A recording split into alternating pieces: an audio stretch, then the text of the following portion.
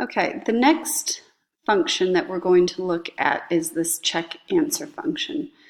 If you notice, check answer function does take an input. It takes the input, and I've just called it button value. So that's like an input parameter. So whatever the person clicks on, the value of that is going to be passed in. So if we look at our HTML, remember we said that with a button, it has a value, and on click, it's going to call the answer function and send its value, this dot value. So if we go back to the JavaScript to kind of put it together, up here we've assigned a value. We've assigned a value by picking a random number, looking in the answer choices array, and then giving it that random, the value from that random position that we've picked. So that's how it assigns the button choice. And then here, when somebody's clicked on it, we say, well, let's look at that value. And is that value the right value, or the correct answer, or the wrong one?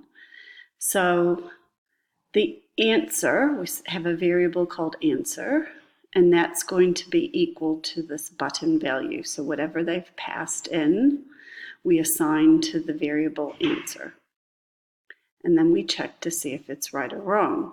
So if answer, if that variable is equal to English colors, which is the correct answers at that same position, because we're still using that same random number, then we will increase the score by 1, score plus plus. We'll change the output. So the inner HTML of that output array is going to say well done plus their answer, whatever it was. So their variable is correct. And we also are changing the style of that output div.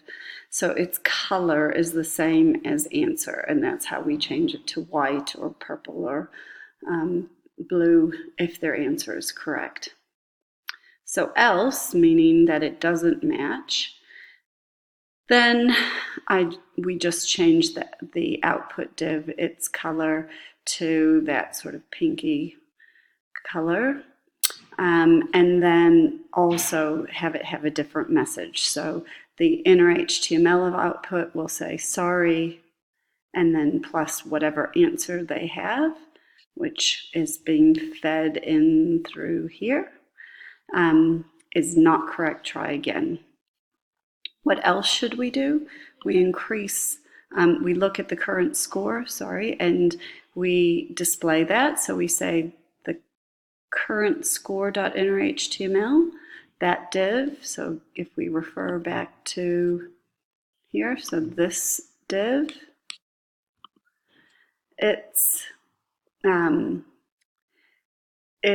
value is going to be the words current score plus the value of their score.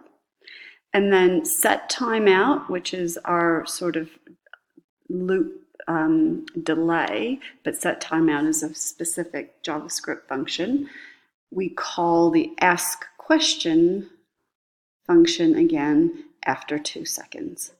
And then it starts the process again. So that is all that you should need to make it work.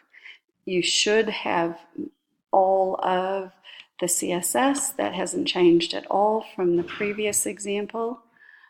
Just added a few things into the HTML and then slightly modified the JavaScript.